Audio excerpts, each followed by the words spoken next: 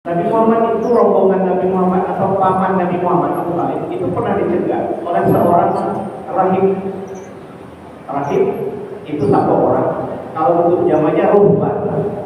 Nah, itulah rahib Bakira yang mencegah rombongan dagang paman Nabi Abu Thalib untuk kemudian menasehati jangan dilanjutkan perjalanan ke Syria, bawa saja pulang anak kemenakan ini.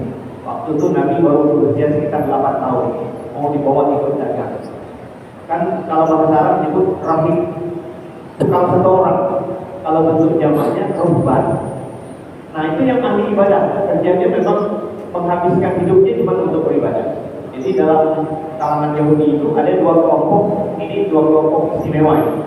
Satu ulamanya ahbar dalam bahasa Quran, kalau ini Rabbi Yahudi ahbar, dan yang kedua ruhban, rahib atau ruhban. Nah, apa yang dilakukan oleh umat Yahudi terhadap dua kelompok ini? Ittakhadhu ahbarahu wa ruhbanahum arbaban. Mereka menjadikan para ulamanya itu dan juga para ahli ibadah mereka itu sebagai arbab Tuhan. Apakah mereka betul-betul menyembah ahli ibadah itu dan pendeta? Tidak. Jadi ketika ayat ini turun, sahabat Nabi itu bertanya kepada Rasul, ya Rasul, apakah betul orang Yahudi itu menyembah ahbar dan ruhban mereka seperti yang terpahami dari ayat ini karena menjadikan Tuhan? Kata Nabi, bukan begitu maksudnya. Tapi pekerjaan ulama Yahudi itu, dia kadang-kadang memfatwakan sesuatu yang dia sebut berasal dari kitab, tapi sesungguhnya itu adalah bukan dari kitab, hasil dari pemikirannya sendiri. Itu yang kemudian disampaikan kepada umat dan umat terima aja. Nah, demikian juga ahli ibadahnya itu menyampaikan satu model-model ibadah, lalu disampaikan kepada umat dan umatnya terima saja. Nah, kata Nabi, yang model-model seperti itu, walaupun tidak disembahlah pendeta dan ulamanya itu, akan tetapi ketika dia menerima keputusan tanpa dipertimbangkan dasarnya, betulkah itu berasal dari kitab Taurat mereka? Mereka makan saja, mereka telan saja seperti itu. Nah, itu sama saja dengan menyembah pendeta dan ulamanya tadi. Itu maksud ayat ini. Jadi nggak betul-betulan pendetanya lalu disembah, tidak. Tapi pendapatnya diterima bulan-bulan, yang tak jelas betul dan tidaknya itu. Nah, itu yang kata Nabi, itu sama saja dengan menjadikan pendeta mereka itu sebagai Tuhan.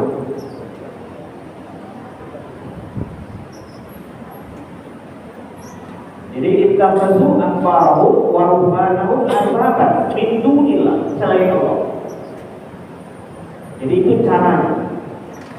Nah, sementara kita tahu bahwa ajaran-ajaran yang ada di dalam kitab Taurat yang dibawa aslinya oleh Nabi Musa itu mengalami banyak sekali perubahan dan penyimpangan.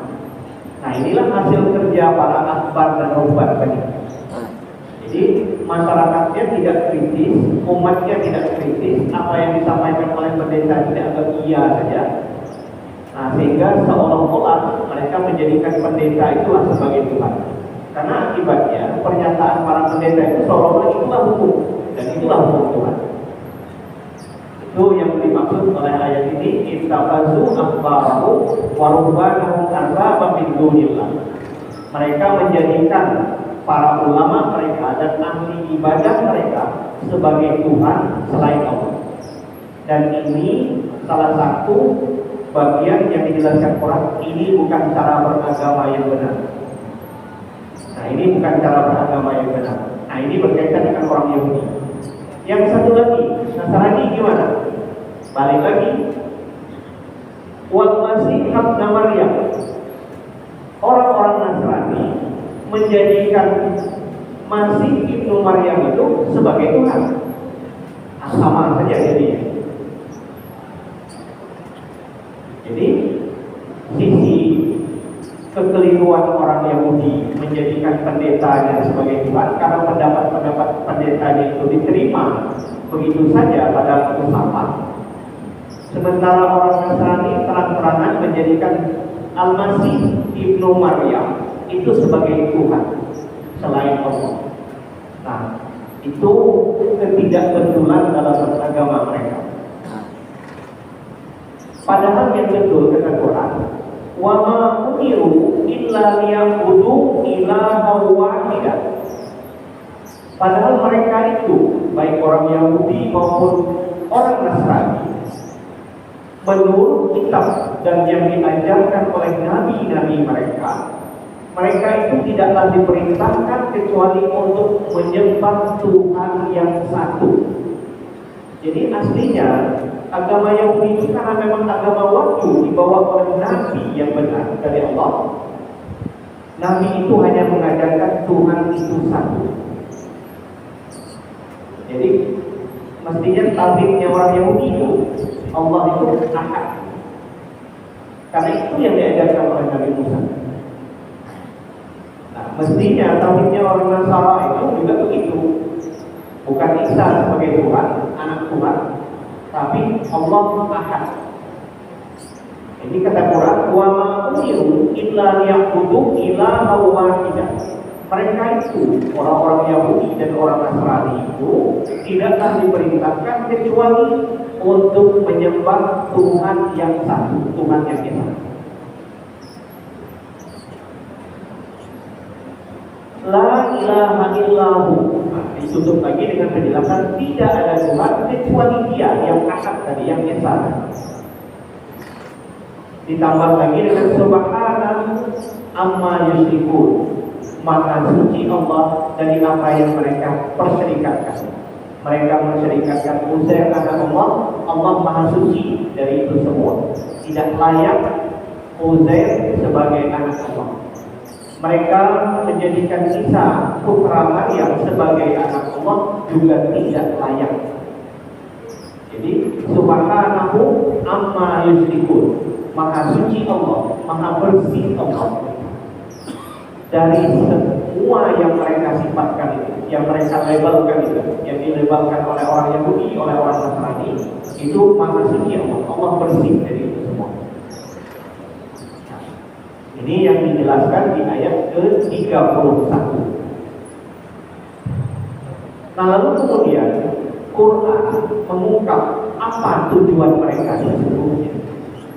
Di ayat ke-32 dijelaskan oleh Al-Quran, tujuan mereka itu tidak lain adalah yuriduna ayyutfi'u nurallah. Mereka itu hanya ingin memadamkan cahaya Allah. Ini bahasa Qurannya, mereka itu ingin memadamkan cahaya Allah. Apa yang dimaksud dengan cahaya Allah itu? Kata sebagian besar ahli tafsir, yang dimaksud dengan cahaya Allah itu adalah Islam.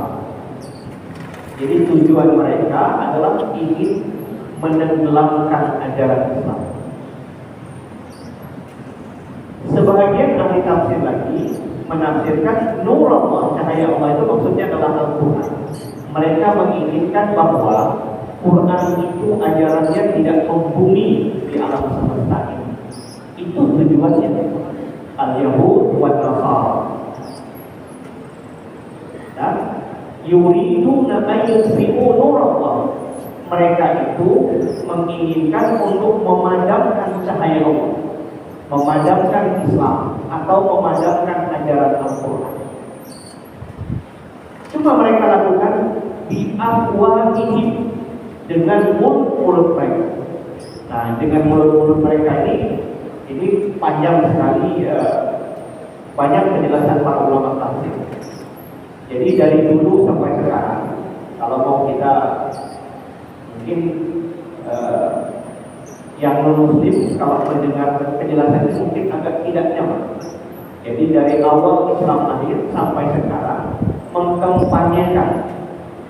mengkampanyekan supaya Islam itu berhenti, ajarannya tidak berkembang, itu akan selalu muncul sampai akhir zaman. Jadi bagaimana Islam disudutkan, bagaimana Islam dinyatakan tidak bagus, itu berkembang dan itu tidak baru-baru. Dan Quran sudah lebih dari 1.500 tahun menyebut itu. Jadi sejak awal pun dakwah Nabi ya, usaha-usaha dari orang-orang yang tak senang dengan Islam itu dia tetap ada. Dan Allah sendiri sudah menyebut itu. Mereka itu cuma menginginkan agar cahaya Allah itu padam. Mereka lakukan itu dengan mulut mereka. Kenapa Quran kemudian menyebut dengan mulut mereka? Sebetulnya jika ditanya ke hati mereka, mereka itu mengakui Islam itu benar. Kalau ulamanya yang betul-betul tulus mengkaji kitabnya, maka kalau ditanyakan ke hati mereka, mereka sesungguhnya mengakui apa yang diajarkan oleh Islam itu benar. Tapi persoalannya tadi, penyakit hati yang terus ingin memadamkan cahaya Allah itu bergejolak di mereka. Nah, jadi sesungguhnya apa yang mereka lakukan itu sebetulnya itu sesungguhnya bertentangan dengan hati nurani mereka sendiri. Itu sebabnya Quran menyebut mereka itu selalu mengkampanyekan dengan mulut-mulut mereka. Mulut mereka itu kemana-mana menyebarkan keburukan-keburukan Islam.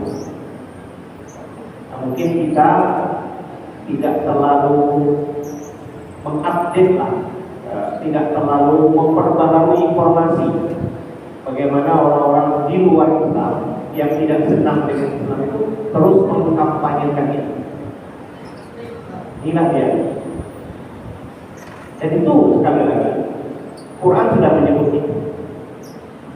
Tapi kemudian apa pembelaan Allah? Wa ya'ballahu illa ayyutimma nurahu. Tapi Allah enggan untuk memadamkan cahaya. Jadi dengan ayat ini seolah-olah Quran ingin memberikan ketegasan bahwa walaupun Islam itu sekali lagi diserang dari berbagai sisi, diburuk-burukkan, di berbagai cara untuk supaya ajarannya tidak berkembang. Tapi ayat ini seolah-olah mengisyaratkan wa ya'ballahu illa ayyutimma nurahu. Allah enggan, melainkan Allah ingin terus menyempurnakan ajaran agamanya. Jadi seperti apapun ikhtiar orang-orang yang tak nyaman dengan Islam untuk memadamkan sinar Islam itu, namun Islam tetap akan jalan, tetap akan berkembang. Insya Allah akan lahir saja setiap generasi itu orang-orang yang terus memperjuangkan, mendakwahkan Islam itu. Karena isyarat ayat ini wa ya'ballahu illa ayyutimma nurahu. Allah enggan untuk memadamkan cahaya itu, melainkan Allah ingin menyempurnakan cahaya Allah. Jadi cahaya Islam itu ingin disempurnakan. Dan juga sekali lagi, jika kita memperbaharui informasi di negara-negara yang mungkin dulu minoritas Islam, artinya jumlah Islam itu lebih sedikit, tapi ternyata di beberapa bagian negara itu justru perkembangan Islamnya besar. Mungkin kalau kita buka misalnya di beberapa negara Eropa, katakanlah seperti Inggris, Prancis, dan Jerman, itu jumlah, walaupun hari ini masih kecil jumlah Islamnya kalau persentasenya, tapi tingkat perkembangannya, kemajuannya, dan bagaimana kemudian masyarakat itu sendiri menerima Islam, masuk ke dalam Islam, itu pertumbuhannya luar biasa. Sehingga ini di kalangan non-muslim sendiri ada penelitian seperti di beberapa negara Eropa, sebutlah misalnya seperti Inggris dan Prancis. Itu kata mereka 50 tahun lagi itu bisa-bisa separuh Inggris itu udah muslim. Kalau melihat perkembangan umat Islam ini dari waktu ke waktu pertambahannya sekian persen, maka mereka memprediksi sekian tahun kemudian, maka bukan tidak mungkin negara seperti Inggris itu 50%-nya adalah muslim. Allah. Tapi ini hasil penelitian dan riset yang mereka lakukan sendiri. Ini bukan risetnya orang Islam. Tapi itu ada catatan-catatannya, hasil riset itu di pemerintahan mereka sendiri. Nah, seperti itu. Jadi, wa ya'allahu illa ayyutimma nurahu. Allah enggan untuk memadamkan agamanya itu atau nurnya itu, melainkan Allah ingin terus menyempurnakan cahaya Allah, Islam dan Al-Quran itu. Walaupun kata Quran, walau karihal kafirun, walaupun orang-orang kafir itu nggak suka, benci, nah, itu biasa. Walaupun orang-orang kafir itu, walau karihal kafirun, orang-orang kafir itu marah, nggak suka, dia benci, biasa. Ya, dulu itu ada statement yang kira-kira menarik. Dulu seorang raja dari Saudi, Raja Faisal itu termasuk raja yang terkemuka pada masa beliau itu. Jadi orang-orang negara-negara Eropa Barat waktu itu lagi gencar-gencarnya melakukan serangan-serangan terhadap negara-negara Timur Tengah. Jadi beberapa pemimpin negara Muslim waktu itu berkumpul dalam pertemuan itu, mereka tanya dengan Raja Faisal, kenapa kok orang-orang Muslim itu selalu menyerang dan mendiskreditkan Islam? Apa jawaban simpel Raja Faisal? Jawabannya tentu saja ya, karena mereka memang berbeda cara pahamnya dengan kita. Tentu wajarlah mereka menyerang kita. Dengan enteng saja beliau itu menjawab gitu. Kalau mereka sama dengan kita, nggak mungkin mereka menyerang kita. Tapi karena mereka berbeda dengan kita, cara pandangnya, nah, makanya kemudian mereka menyerang kita. Nah, itu jawaban waktu itu oleh King Faisal, Raja Saudi waktu itu. Jadi Quran pun menyebut kalau Allah terus memenangkan agamanya, memajukan agamanya dengan cara di setiap generasi Allah lahirkan orang-orang yang terus mendakwahkan Islam ini. Ya, jangan dikira orang-orang Muslim senang. Quran sudah menyebut itu walau karihal kafir, walaupun orang-orang kafir itu membenci, tidak menyukai. Tapi itu kenyataannya. Nah, itu yang ditegaskan oleh Al-Quran di ayat ke-32 itu. Lalu kemudian Allah menegaskan bagaimana sesungguhnya Islam ini. Huwallazi arsala rasulahu bil huda wa dinil haq. Dialah Allah yang telah mengutus rasulnya, itulah Nabi Muhammad, dengan membawa petunjuk dan agama yang benar. Nah, ayat ini itu biasa kita dengar dan salah satu yang paling sering dikutip oleh khatib waktu Jumat. Wallazi arsala rasulahu bil huda wa dinil haq liyuzhirahu 'ala dini kulli walau karihal musyrikun. Nah, ini ayat yang hampir setiap minggu di banyak masjid khatib-khatib kita mengutip ayat ini. Surat At-Taubah ayat 33. Ini penegasan Allah bagaimana sesungguhnya Islam itu. Huwallazi, dialah Allah yang telah mengutus rasulnya, maksudnya Nabi Muhammad, bil huda, dengan membawa hidayah, petunjuk, wa dinil haq, dan dengan membawa agama yang benar.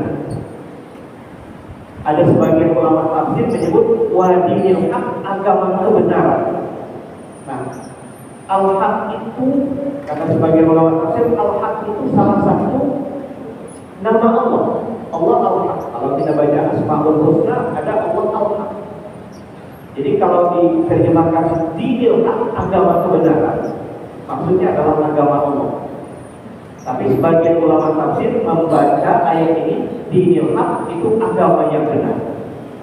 Artinya apa yang diajarkan oleh Islam itu adalah benar. Tapi kalau kita membaca dinil haq dengan agama kebenaran, itu artinya adalah agama Allah. Karena al-haq salah satu dari nama Allah. Apa tujuan Allah menurunkan atau mengutus nabinya dengan membawa agama yang benar dan hidayah ini, gunanya tidak lain adalah liyuzhirahu ala dini kulli, agar Allah memenangkan, menampakkan keagungan Islam ini atas agama-agama yang lain. Nah, Bapak Ibu yang saya muliakan, sebagian ahli tafsir kalau kita baca ayat ini begini, agar Allah memenangkan, menzahirkan agama ini atas agama yang lain. Seolah-olah terkesan Quran ingin memberikan informasi bahwa kelak pada saatnya Islam ini akan menjadi agama yang penganutnya lebih besar dibanding dengan penganut agama lain. Tapi tidak, sebagian ulama tafsir mengatakan tidak mesti begitu. Kalau kita mau berhitung jumlah hari ini, penduduk dunia ini kan sekitar 7 miliar. 7 miliar itu yang umat Islamnya mungkin sekitar 3 miliar. 4 miliar itu non-muslim. Jadi kalau kita merujuk bahwa Allah ingin menzahirkan itu artinya jumlah yang banyak, itu belum tentu juga. Tapi maknanya adalah, kata sebagian ulama tafsir, tidak harus jumlah banyak, tapi kebenaran itu nampak di permukaan bumi.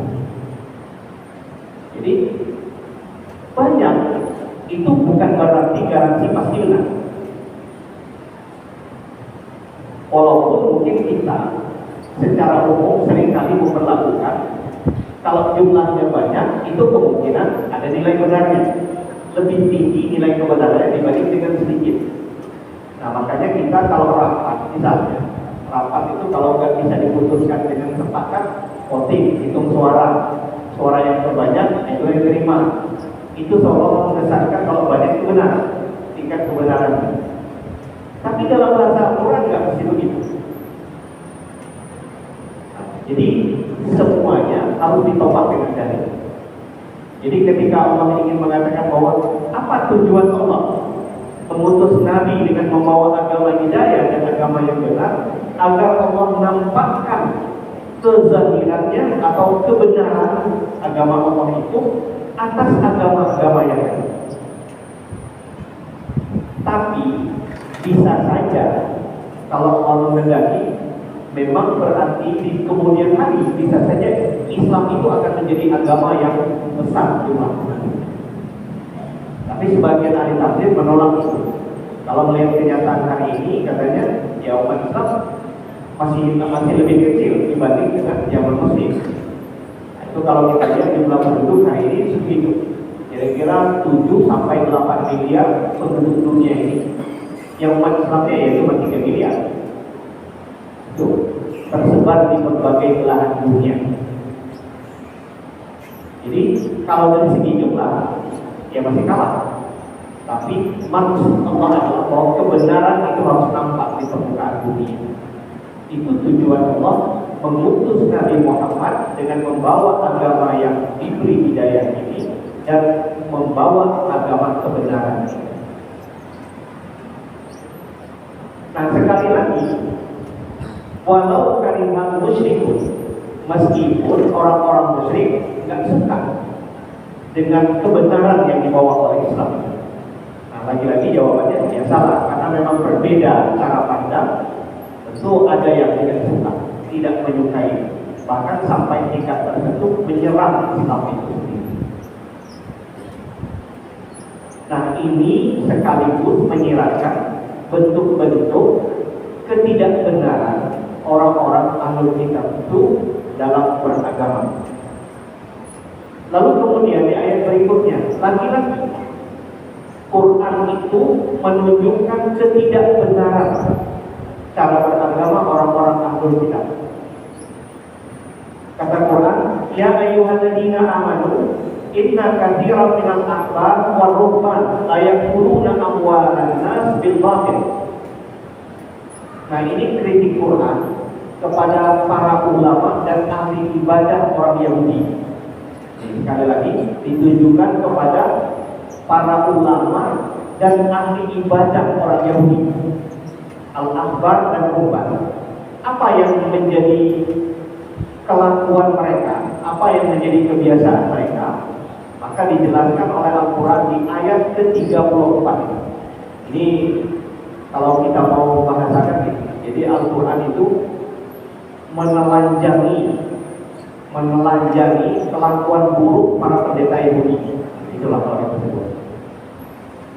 Ini jangan-jangan secara tersirat, jangan-jangan Quran ini juga mengungkap sisi buruk para ulama di Islam ya. Jangan-jangan. Tapi secara tegas ayat ini bilang begini, kita baca bersama. Wahai orang-orang yang beriman, ini ditujukan kepada orang Islam. Inna katsiran minal ahbar wa ruhban, sesungguhnya kebanyakan, kalau yang tidak semua, kebanyakan, sebagian besar, kebanyakan dari para ulama dan ruhban, sekali lagi, para ahli ibadah orang Yahudi tadi, apa kebiasaan mereka?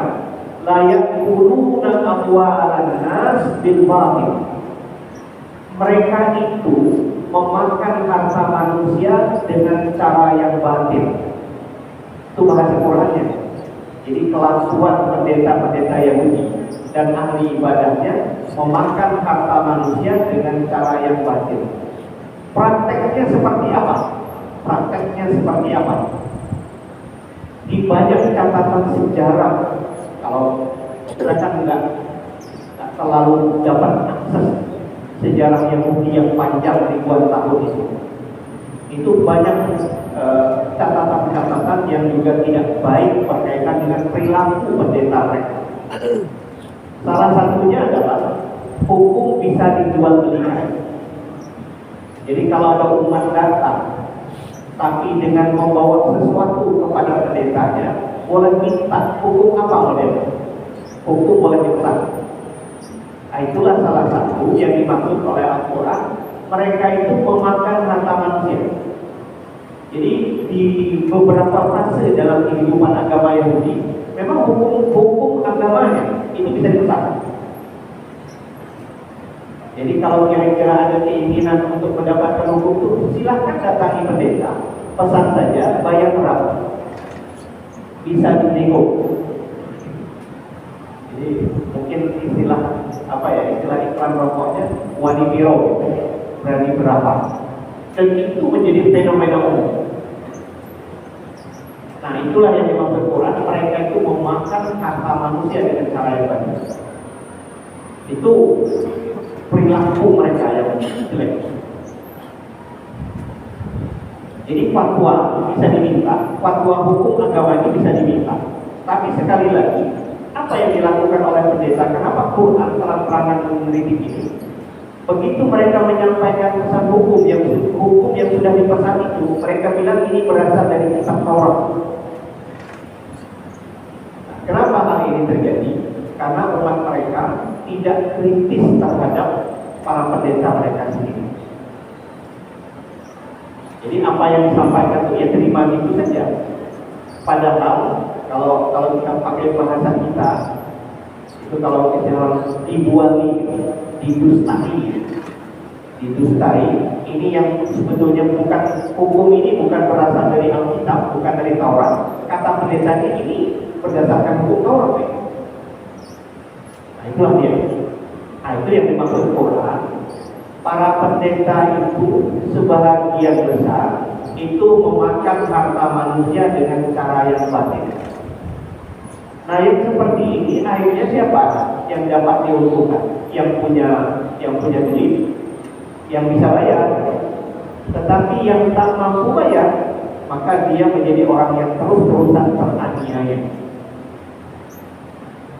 Jadi ini sekali lagi bukan fenomena baru juga. Jadi kayaknya fenomena ini akan berkembang dimanapun sampai dunia kiamat. Kalau mau dihapus habis, kayaknya enggak, tetap saja ada. Itu fenomena.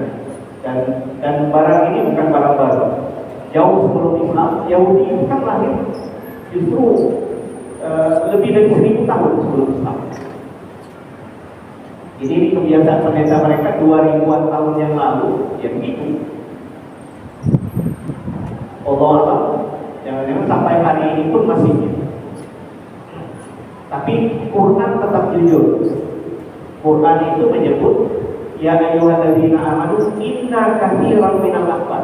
Enggak semua, tapi kebanyakan mereka yang hidup. Kebanyakan mereka hidup.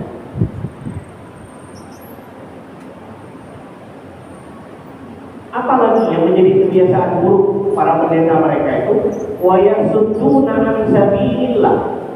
Mereka itu selalu berusaha merintangi orang dari jalan Allah yang benar.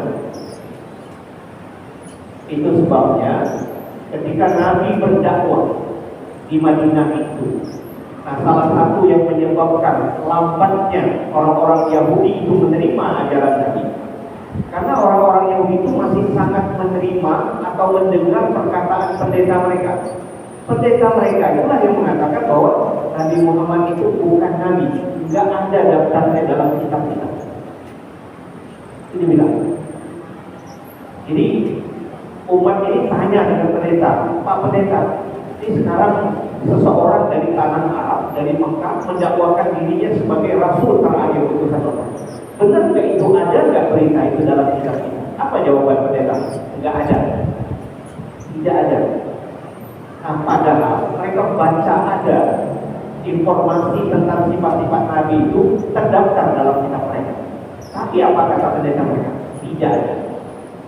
Nah, jadi itu yang dikatakan Quran wa yasudduna an sabilillah. Mereka itu selalu merintangi orang dari jalan Allah. Maka umat terpedaya. Oh, kalau begitu kemudian wajarlah umatnya ngomong ini pasti Nabi palsu. Karena kata pendeta kami tidak ada ya. Ada. Jadi pendetanya yang berdusta. Nah ini makanya dibuka oleh Quran wa yasudduna an sabilillah. Ini kebiasaan buruk para pendeta mereka. Mereka menghalangi, merintangi manusia dari jalan Allah, menerima kebenaran, menerima dakwah Nabi. Nah lalu kemudian para pendeta itu kemudian dengan cara-cara yang batil tadi menjadilah orang-orang kaya, menumpuk harta mereka. Maka kemudian muncul ancaman Quran. Apa kata Quran terhadap kekayaan para pendeta itu? Mereka mendapatkan uang dari umatnya, tapi mereka sendiri itu tidak mau menginfakkannya. Nah, jadi ulama saja oleh Quran itu dikecam oleh Quran. Nah, apa kata Quran? Ini kritikan Quran terhadap pendeta-pendeta Yahudi tadi yang hasil dari mungut punya umat itu menumpuk kekayaan. Maka muncul ancaman Quran, walladzina yaknizuna adz-dzahaba wal fiddah, dan orang-orang yang menyimpan emas dan perak. Ini menumpuk harta. Jadi bahasa Quran kan lambang kekayaan itu ternyata sampai hari ini belum bergeser. Yang paling utama itu emas sebagai lambang kekayaan. Makanya kemarin itu kan agak ribut tuh. Ketika misalnya nilai tukar uang Indonesia itu agak lemah. Nah, banyaklah yang kemudian beli emas itu. Karena mereka secara ekonomi emas itu enggak terhalangi nilai. Jadi itu yang terjadi. Kata Quran, orang-orang yang menyimpan harta emas dan perak dan tidak menafkahkannya di jalan Allah, tunggulah nanti Allah akan berikan mereka azab yang pedih. Ini ancaman Quran. Nah, Bapak Ibu yang saya muliakan, ini kita dengan keterbatasan waktu walaupun belum selesai sempurna, mudah-mudahan kita jemput kejelasan ini. Ada hal yang sangat penting dari ayat ini berkaitan dengan apa sih sebetulnya yang dimaksud dengan menyimpan emas dan perak. Jangan-jangan kita pun kilo-kilo punya emas di rumah. Nah, gimana itu? Nah, kita sampai di sini dulu. Insya Allah kita lanjutkan. Bila itu berjaya. Assalamualaikum warahmatullahi wabarakatuh. Bismillahirrahmanirrahim. Bismillahirrahmanirrahim. Alhamdulillahirabbil alamin. Wassalatu wassalamu ala asyrofil mursalin. Sayyidina wa maulana Muhammadin wa ala alihi wa sahbihi ajma'in. Allahumma anfa'na bima 'allamtana wa 'allimna ma yanfa'una wa zidna ilman nafi'an wa hidayatan wa tawfiqan berlimpah. Allahumma ja'alna minal ulama'il aminin. Allahumma ja'alna minal ulama'il aminin. Rabbana atina fid dunya hasanatan wa fil akhirati hasanatan wa qina adzabannar. Walhamdulillahi rabbil alamin. Assalamualaikum warahmatullahi wabarakatuh.